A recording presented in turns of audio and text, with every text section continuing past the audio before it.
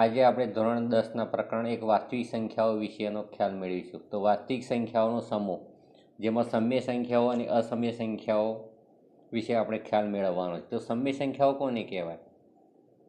સમય સંખ્યાઓ એટલે કે જેને P/Q સ્વરૂપે લખી શકાય એવી સંખ્યાઓ જેમાં Q ઇઝ નોટ ઇક્વલ 0 હોવું જોઈએ, એટલે કે Qના સ્થાને 0 ના લેવો જોઈએ. બરાબર.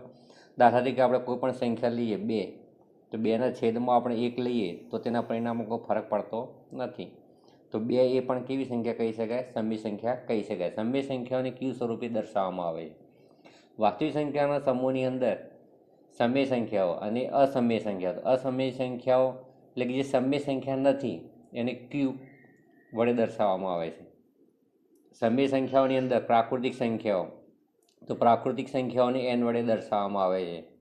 1, 2, 3, 4 એટલે કે 1થી શરૂ થતી બધી જે સંખ્યાઓ છે પ્રાકૃતિક સંખ્યાઓમાં સમાવેશ કરી શકાય. પૂર્ણ સંખ્યાઓ, તો પૂર્ણ સંખ્યાઓને આપણે W વડે દર્શાવીએ છીએ, જેની શરૂઆત હંમેશા શૂન્યથી થાય છે. તો શૂન્યથી જે શરૂ થતી સંખ્યાઓ હોય તેને પૂર્ણ સંખ્યાઓ કહેવાય છે. પૂર્ણાંકોનો સમૂહની સંખ્યાઓની અંદર માઇનસ સંખ્યાઓ તેમજ પ્લસ સંખ્યાઓ, શૂન્ય, આ બધી સંખ્યાઓનો સમાવેશ થાય છે.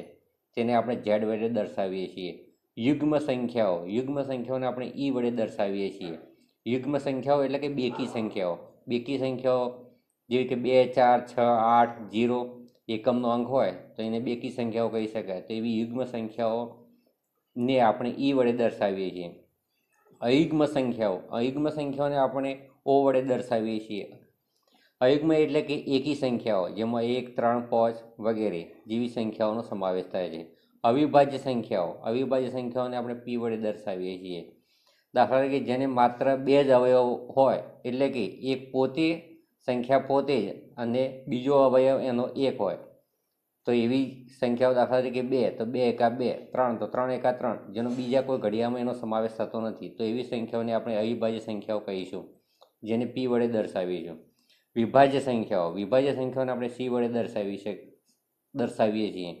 તો વિભાજ્ય સંખ્યાઓની અંદર 4, 6, 8, 9 એટલે કે જેના 2 કરતાં વધારે અવયવ હોય એને વિભાજ્ય સંખ્યાઓ કહી શકાય. તો 4, દાખલા તરીકે 4, તો 4 એકા 4, 2 દુ 4, તો એના 2 કરતાં વધુ અવયવ છે. તો આવી સંખ્યાઓને આપણે વિભાજ્ય સંખ્યાઓ કહીશું અને એને C વડે દર્શાવીશું.